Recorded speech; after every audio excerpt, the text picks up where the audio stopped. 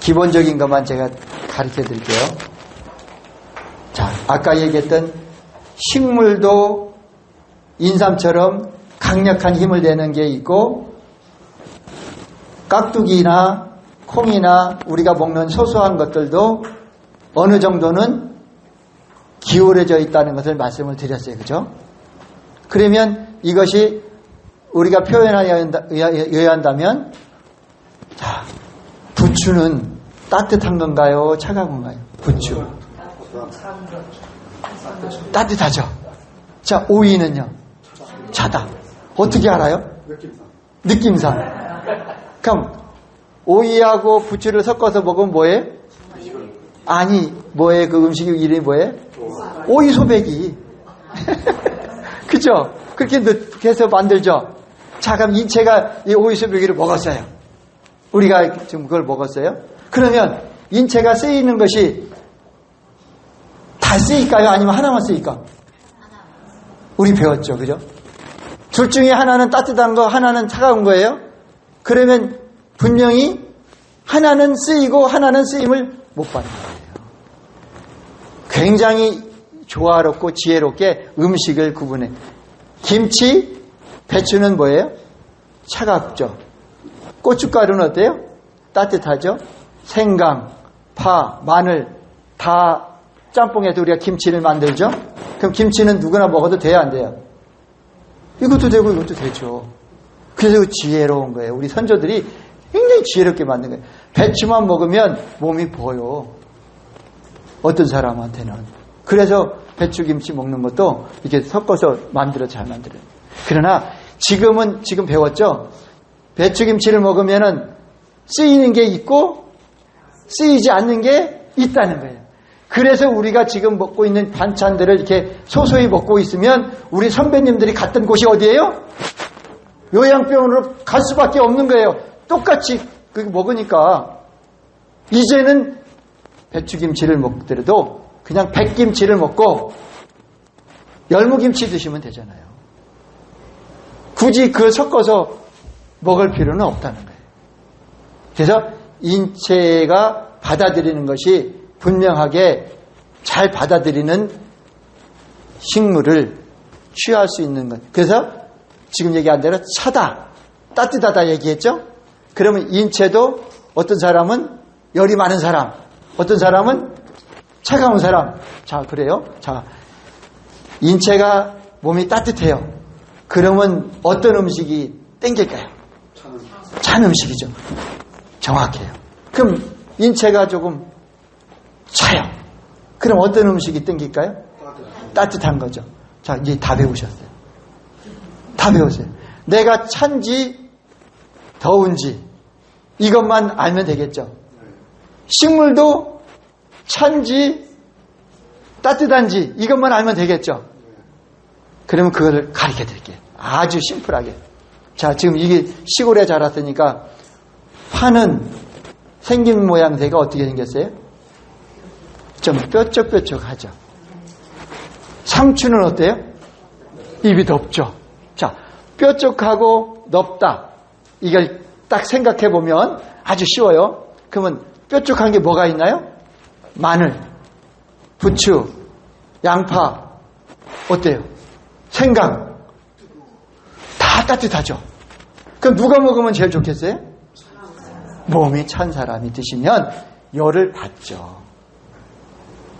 근데 몸이 따뜻한 사람이 그걸 먹으면 어때요? 더 열받겠죠. 더 열받겠지. 열받겠죠. 자, 우리가 자연의 섭리를 보면 열대지방에는 뭐가 많아요? 따뜻하잖아요. 열대지방 엄청 뜨겁잖아요. 그러면 식물들이 어때요? 입이 넓은 것들, 바나나, 그죠? 입이 넓은 것들이 많아요. 그 따뜻한 곳에서 살으니까 식물이 조금은 차가운 성질을 가지고 있는 것들을 취해줘야지만이 그곳에서 살 수가 있어요. 그럼 추운 곳에 가면 어떤 식물들이 많아요? 침엽수가 많잖아요.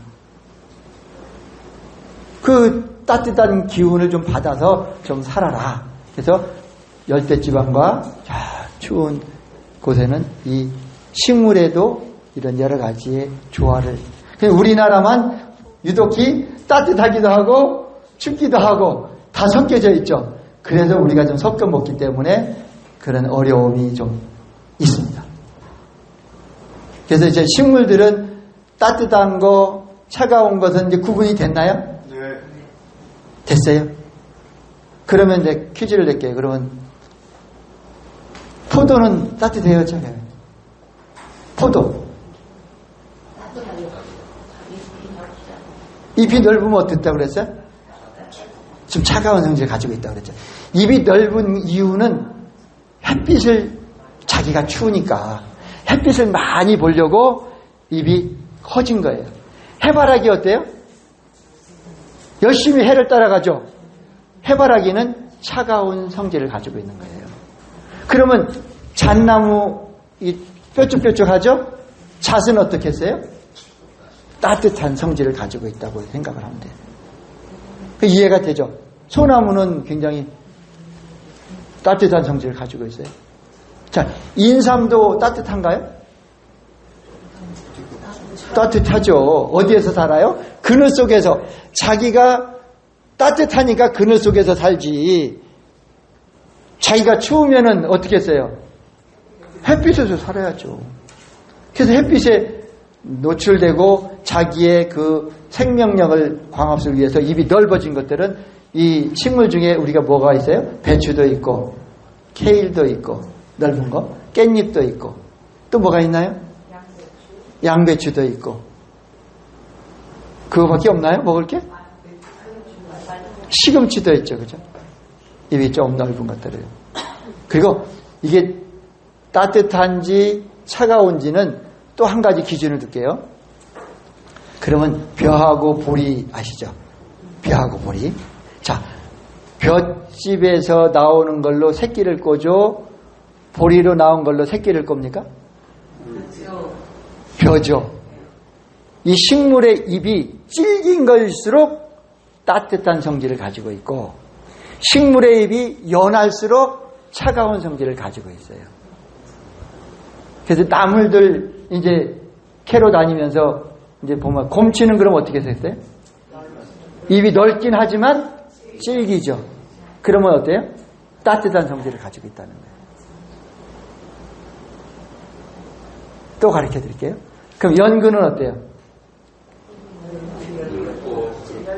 입이 넓고 두툼하고 근데 어디에서 살아요? 물속에 살죠. 자기가 차가우면 물속에 살 수 있을까요? 없을까요? 못 살아요. 연근은 굉장히 따뜻한 거예요. 그럼 우엉은 뭘까요? 우엉은 차가운 거예요. 입이 넓고 어디에서 살아요? 밭에서 크잖아요. 자, 고구마, 감자. 고구마 따뜻해요? 감자는 강원도고 고구마는 남쪽이죠. 남쪽에는 따뜻하니까 생육 조건이 어때요? 자기가 차가우니까 따뜻한 곳을 좋아한 거고 자기가 따뜻하니까 차가운 강원도가 좋아하죠. 강원도 뭐라 그래요? 강원도 감자라고 해요. 강원도가 따뜻하게 춥죠? 서늘하죠. 그러니까 감자가 생육 조건이 잘 자라는 거예요. 저쪽에 고구마는 자기 몸이 차가우니까 제주도 또 일본에서도 건너왔다고 얘기하죠. 자, 그럼 이제 육류를 봅시다. 육류. 돼지고기. 안 드셨으니까 모르겠어요. 돼지고기 차가워요? 따뜻해요? 차가워요. 어떻게 알아요? 물어봤거든요. 물어봤어요, 돼지한테? 네. 그러면 돼지고기가 차갑다는 거 우리는 다 알 수 있어요. 그죠? 그 한의학적으로 보면 좀 차갑다고 해요. 그래서 돼지고기가 어디 돼지고기가 제일 맛있어요? 제주도 흑돼지. 그죠? 그런데 더 맛있는 것은 오키나와 돼지가 더 맛있어요. 그리고 더 맛있는 것은 필리핀 돼지가 더 맛있어요. 생육 조건이 따뜻할수록 돼지는 잘 자라고 자기 냄새도 없이 잘 자라고 그 맛이. 근데 몽골에 가도 돼지 있어요. 그러면 어떨까요? 몽골에 가도 돼지 냄새가 많죠. 추우거든요. 소는 횡성에서 플러스 몇 개 달린 게 나오죠? 그럼 거기 생육 조건이 좋죠. 소가. 근데 청도에서는 뭐예요? 소싸움하죠. 그것도 한여름에. 소가 한여름에 서늘한 곳이 있으면 좋겠는데 추운 남쪽에 청도에 열 많은 데서 있으니까 어때요? 성질이 나요, 안 나요? 열받아서 싸우는 거예요. 화가 나 싸우는 거예요, 화가 나서. 그러니까 소싸움은 그 횡성에서 시키면 좋을 텐데 왜 굳이 청도에서 시킬까? 이유가 있잖아요, 이유가. 열받은 소들 좀 싸움 시킨 거예요. 그래서 그러면 소고기는 따뜻한 편인가요? 차가운 편인가요? 따뜻한 편이죠. 그럼 닭고기는 안 돼요. 닭고기. 어렸을 때 참새 잡아보셨어요, 혹시? 안 잡아보셨어요? 참새를 잡아본 사람들은 굉장히 따뜻해요. 날짐승들이 온도가 한 5도, 3도? 막 이렇게 따뜻해요. 그러면 닭도 잡아보시지 못하면 닭도 따뜻해요. 오리는 물속에서 크죠? 그럼 몸이 어떻게, 자기가 따뜻하니까 물속에서 한겨울에도 그 추운 곳에서도 있지 않겠습니까? 걔가 추우면 물속에서 살 수 있어요? 그러니까 결과적으로 닭이나 오리는 따뜻한 성질을 가지고 있다. 그래서 감기 걸리면 닭 스프 만들어서 먹잖아요. 그 다 이유가 있는 거예요. 따뜻하니까. 따뜻한 성질이 따뜻하니까. 그러나 어떤 분은 닭을 많이 먹으면 풍이 걸리는 분이 계셔요. 닭고기 먹고 풍 걸리는 분은 많아요. 왜 그럴까요? 몸이 따뜻한 사람이 닭고기를 많이 먹으면 그런 상황이 돌아지. 그분은 뭘 먹으면 좋아요? 아까 얘기한 돼지고기가 우리가 좀 편안한 거예요.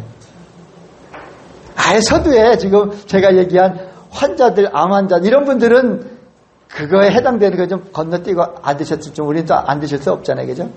그래도 고기를 드시려면 그렇게 맞춰서 드시면 좋겠다. 이해가 되죠?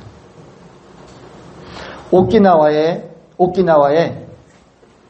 장수촌이죠. 엄청난 전 세계적으로 유명한 장수촌이에요. 그런데 오키나와 장수촌에 몇 프로가 장수할까요? 100% 다 장수하나요? 아니죠. 그 중에 아마 50% 정도는 장수한다고 보고 50%는 본토에 있는 일본 본토에 있는 분들보다 일찍 사망해요. 왜 그럴까요? 이게 문헌에 나온 이야기예요. 이것이 오키나와는 먹거리가 한정되어 있다고 생각해 봅시다. 참 바다의 생선 많이 먹겠죠. 그럼 바다의 생선과 민물의 생선과 어느 것이 따뜻하고 어느 것이 차가울까요? 바다의 생선이 굉장히 차가운 성질을 가지고 있어요. 그리고 민물의 생선이 따뜻해요. 이게 구분이 쉽게 되겠죠. 그러면 바닷물하고 민물하고 왔다 갔다 하는 장어는 어떨까요? 또 연어는 어떨까요? 그래도 태생이 어디에서 탔어요? 태생이 민물에서 부활해서 나왔기 때문에 연어도 따뜻한 성질을 가지고 있어요. 바다에서 크지만. 그래서 몸이 차가운 사람은 연어를 드시면 돼요. 근데 바다 생선을 먹으면 어때요? 안 좋겠죠. 자, 이제 그 얘기를 한 이유는 오키나와의 섬에 한정되어 있는 먹거리 뭐가 제일 많아요? 생선이 제일 많겠죠. 바다 생선 많겠죠. 그죠? 아까 얘기했죠? 돼지고기 맛있죠? 따뜻하니까 그게 나오는 그 자라나는 풀들이 어때요? 차가운 입이 넓잖아요. 넓은 차. 자, 다 차가운 성질을 가지고 있는 거예요. 이해가 되시죠? 식물도 차가운 성질, 민물고기, 바닷고기도 차가운 성질, 돼지고기도 차가운 성질. 그러면 어떤 사람들이 장수할까요? 그렇죠. 몸이 따뜻한 사람은 그 생육 조건에서 장수할 수 있고 뭐 우리가 얘기 세계적으로 오래 살 수 있다고 하지만 만약에 몸이 차가운 사람, 성질을 가진 사람은 어떻게 했어요? 본토에 있는 섞어 먹은 사람들보다 일찍 돌아가실 수밖에 없다. 이것을 얘기하죠. 그래서 바닷가에 사시는 분들은 오히려 몸이 좀 따뜻한 분들이 사시면은 좋겠죠. 왜냐하면 바다 생선도 좀 먹고. 그래서 바다 생선 먹고 설사하시는 분들 누구예요? 누구 계세요 그럼? 의민들, 몸이 차가운 분들이 몸이 생선 가서 횟고기만 먹기만 하면 그 설사하시는 분이 있어요. 그런 분들은 절대로 자기 몸이 차갑다고 바로 느끼면 돼요.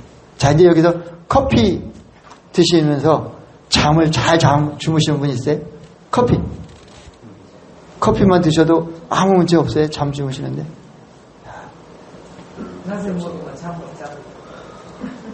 잠을 못 주무시는 분은 커피가 굉장히 차가운 성질이 가지고 있어요. 그래서 커피를 먹고 아무렇지도 않다. 그러면 내 몸이 따뜻하다고 인정을 하면 좋아요. 그런데 이것이 실제로 그러면 좋은데 몸이 틀어져 있는 상태에서 그러면 어떻게 했어요? 안 되죠. 그죠? 그러니까 입맛과 몸맛이 있는데 입맛대로 먹으면서 질병이 없다. 그러면 그분은 그냥 입맛대로 먹으면 돼요. 입에 따라서. 질병이 없으니까. 그런데 질병이 당뇨나 혈압이나 고혈압 많이 있다. 그런데 입에 따라서 드시면 어때요? 그분은 몸맛대로 드셔야 돼요. 몸맛. 몸에서 원하는 맛을 같이 찾아가야 되는데 입맛대로 먹으니까 결과적으로 질병이 있는 거예요. 그러니까 이게 내리 유전이라고 표현하죠. 어머니한테 받은 입맛대로 먹는데 어머니가 고혈압이에요. 자기도 고혈압이야. 그러면 유전이 결국은 뭐예요? 식사의 대리물림이 유전이라고 표현하면 되겠어요. 그냥 뭐 우리 유전자적인 어떤 그런 것도 있기는 하지만 그래도 식단에서 내리물림이 결과적으로 그렇다. 그래서 충분히 우리가 인체는 음과 양의 구분을 하면 좋겠어요. 자, 그러면 다 했어요? 식물도 이제 구분할 줄 알았죠? 민물고기도 고기들도 구분할 줄 알았어요? 이거 1억짜리 너무 쉽다 강의가.